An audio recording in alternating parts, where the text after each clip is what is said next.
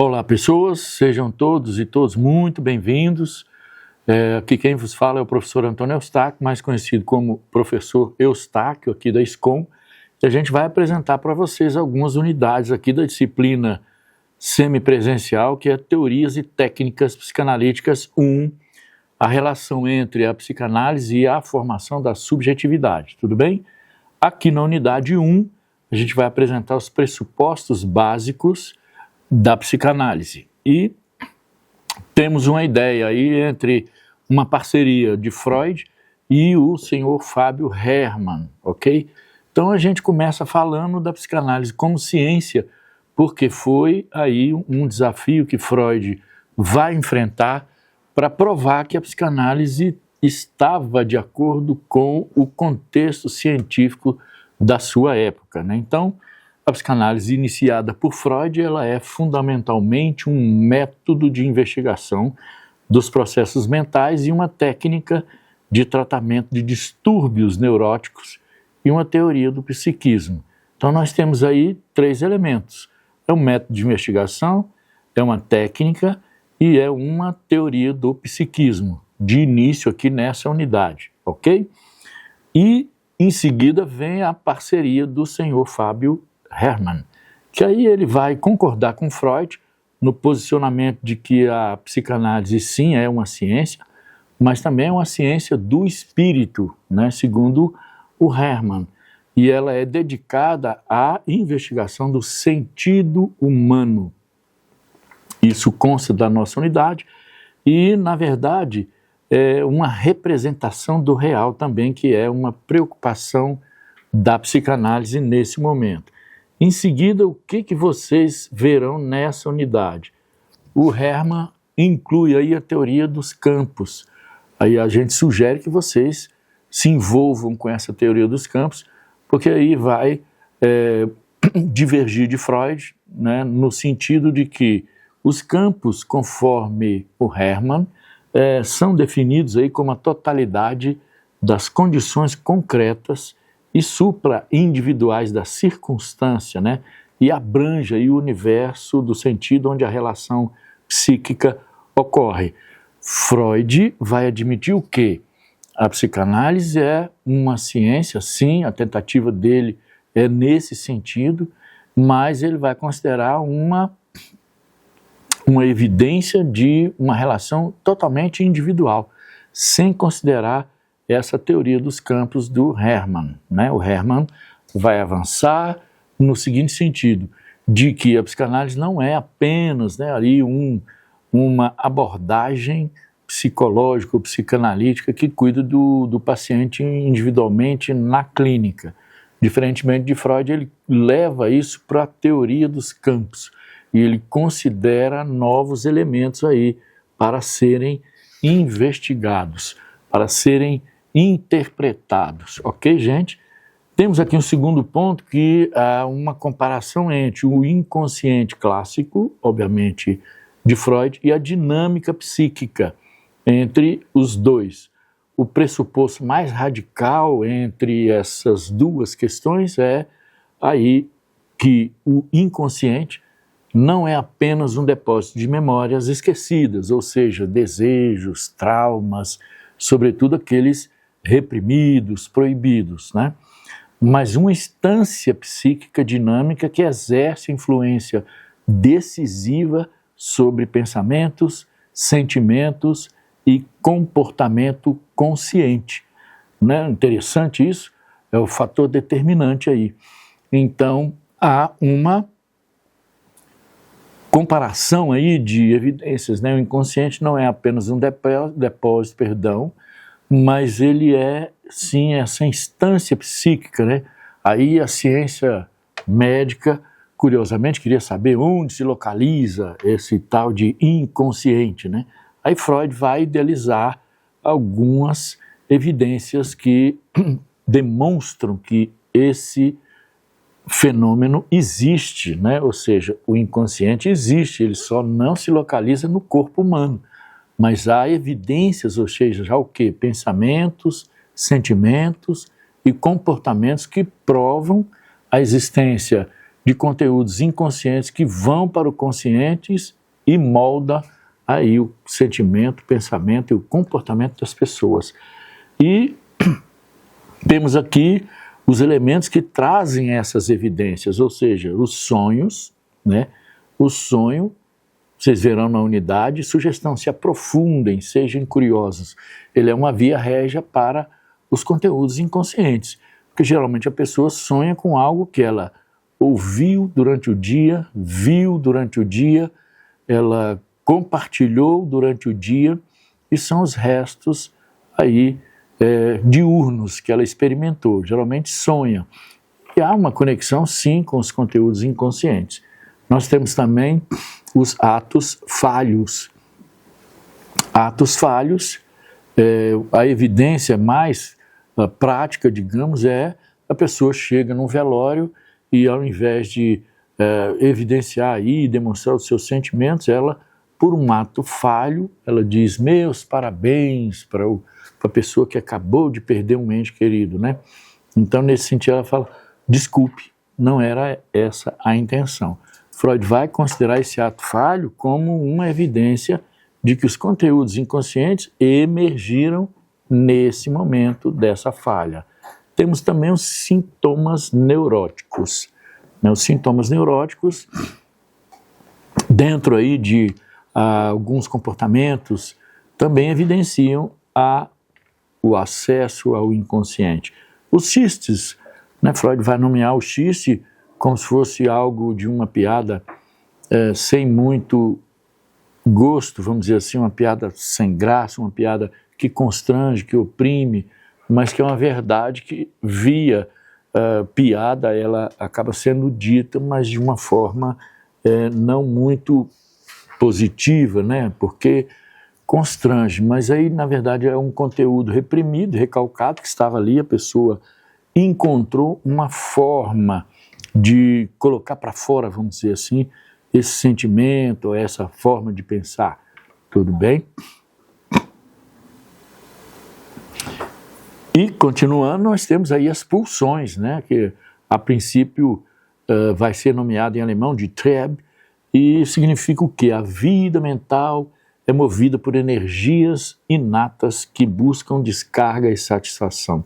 Vocês verão que essa energia, nomeada por Freud de pulsão, ela vai obrigar o organismo, ou seja, nós, a desenvolvermos algumas estratégias para que essas energias que nos incomodam seja descarregada, seja minimizada, seja aí gasta, né? Então, como é que funciona tudo isso? Ele vai dizer, olha, por exemplo, temos as pulsões fisiológicas, que são a fome, a sede, o sono, não é isso? Então, são energias que exigem que uma minimização, ou seja, se você está com muito sono, o ideal é que você durma, né, num mínimo de 6 horas, o máximo de 8, para descansar e recuperar toda a energia. E aí sim, é uma evidência de que, olha, é uma pulsão, é uma energia que está ali. Enquanto ela não é descarregada pelo seu descanso, você não consegue, vamos dizer, funcionar muito bem no dia seguinte. E temos aqui também a definição nessa unidade de pulsão de vida e pulsão de morte. Freud vai idealizar essas pulsões após a Primeira e Segunda Guerra Mundial. Por quê? Ele vai dizer, olha, pulsão de vida liga-se à sexualidade, em sentido bem amplo, né? A união e a autopreservação. Ou seja, se eu preservo a minha vida, pulsão de vida.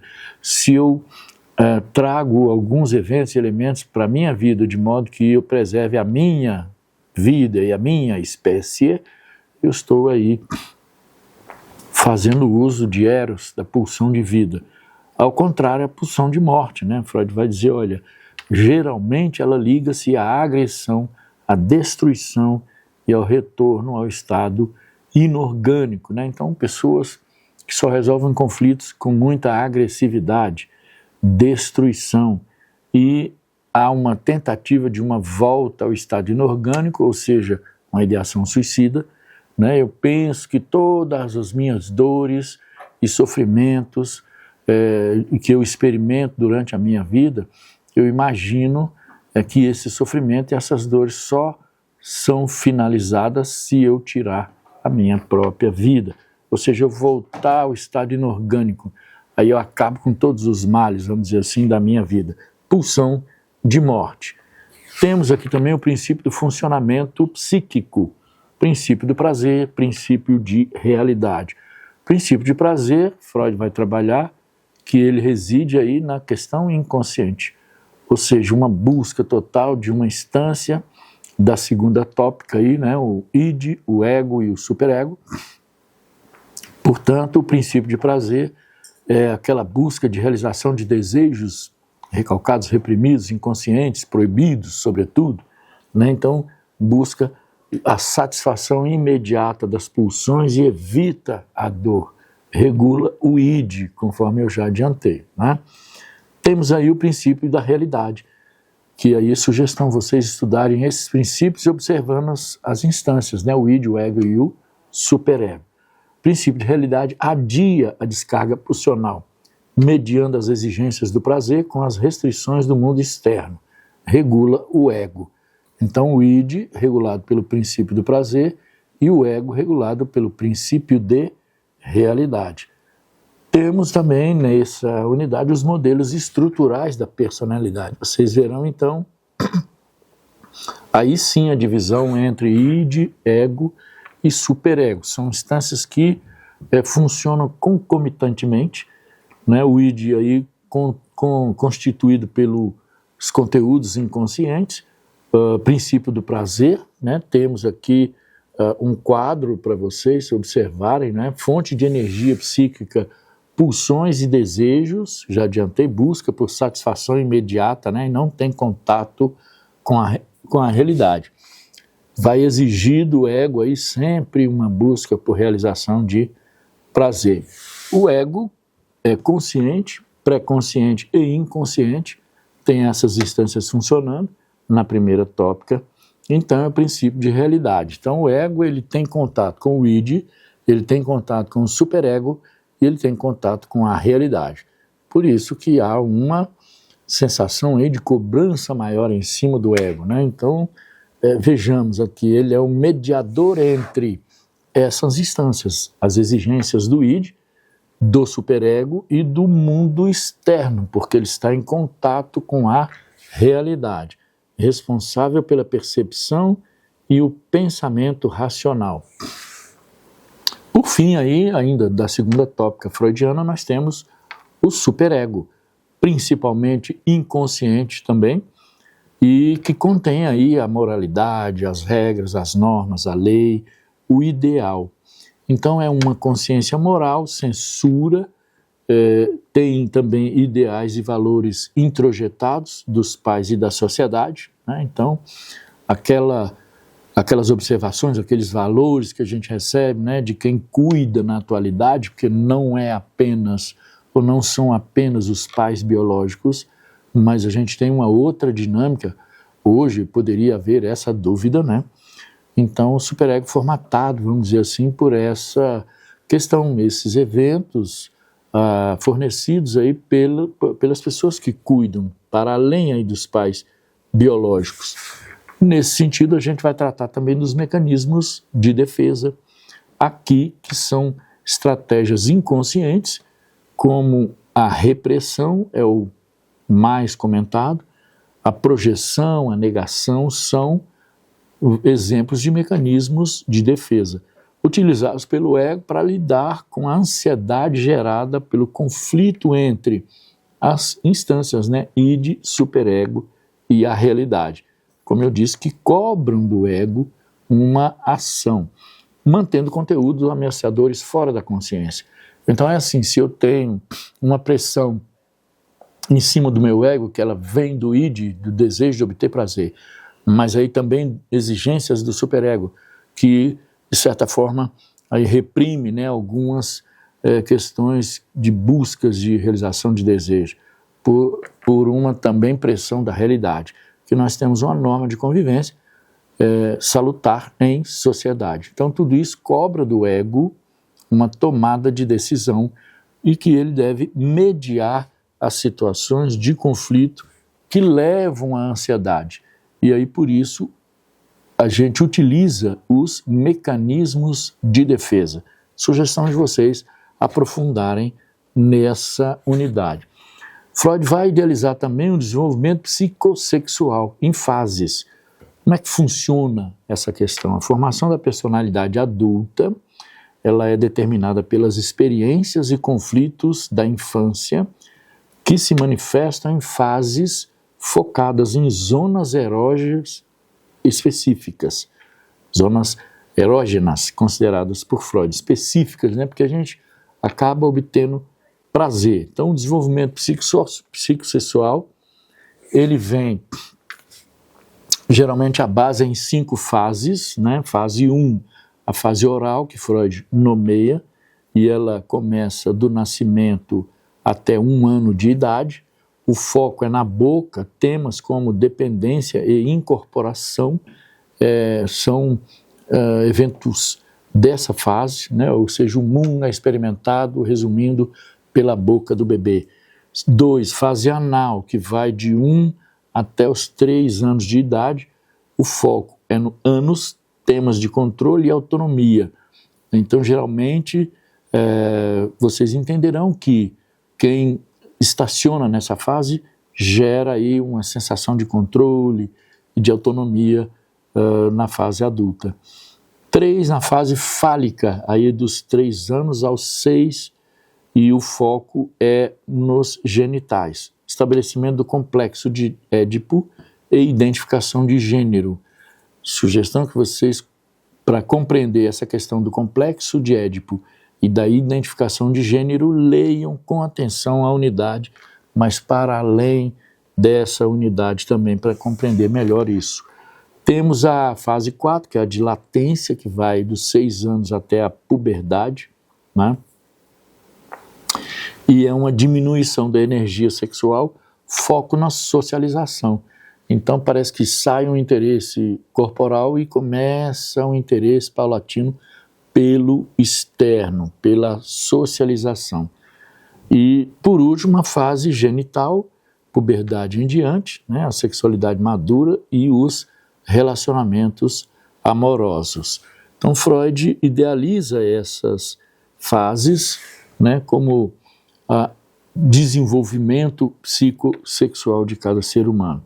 Temos também os fenômenos clínicos centrais, sobretudo aí na questão da terapia, que usa a abordagem psicanalítica, freudiana e outras, né? Então temos 2 fenômenos, a transferência, que é exatamente o deslocamento de padrões de relacionamento e sentimento do passado, dirigidos a figuras parentais para a figura do analista. Então é aquela sensação, aqueles sentimentos, aquelas experiências que eu tive, né, com quem, sobretudo, cuidou de mim, e aí eu transfiro isso para o meu ou a minha analista. Isso é a transferência, né? Então é algo que vai do seu analisando para o terapeuta, para o analista, tudo bem? E a contratransferência, que não é o contrário, né? São reações emocionais e fantasias do analista em resposta à transferência do paciente, sendo um instrumento valioso de compreensão do campo relacional. Tanto um como o outro são combustíveis na atualidade para que a análise ande, se desenvolva, ok, pessoal? Temos também nessa unidade o método interpretativo. Como é que funciona o método interpretativo nas ideias de Freud e de Hermann? A interpretação é um instrumento fundamental na psicanálise. O analista interpreta relações, verdades relativas, né? E busca o sentido subjacente, desvelando a essência da psique do real, diferentemente da coleta de fatos positivistas. Essa palavra positivista ela nos remete à ciência do contexto histórico de Viena, no qual Freud idealiza a psicanálise, né? Então, positivista vem aí da ideia de Auguste Comte, um sociólogo que gostaria muito que a sociologia funcionasse como as ciências da natureza. Então, o contexto histórico abria essa ideia de que toda candidata à ciência, ela tinha que funcionar tal e qual as ciências da natureza, ou seja, biologia, matemática, sobretudo a física, né?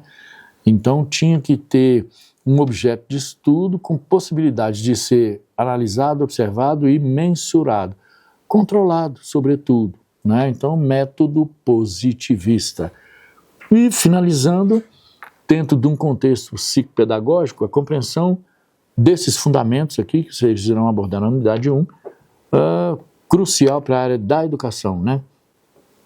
Outro autor aqui da nossa bibliografia, o Quadros, ele vai colocar que a análise de dinâmicas intra- e interpessoais no ambiente educacional e a reflexão sobre os desafios psíquicos da infância e na adolescência na realidade contemporânea, isso contribui muito para o modelo de aprendizagem, né, e ensino que nós temos na atualidade.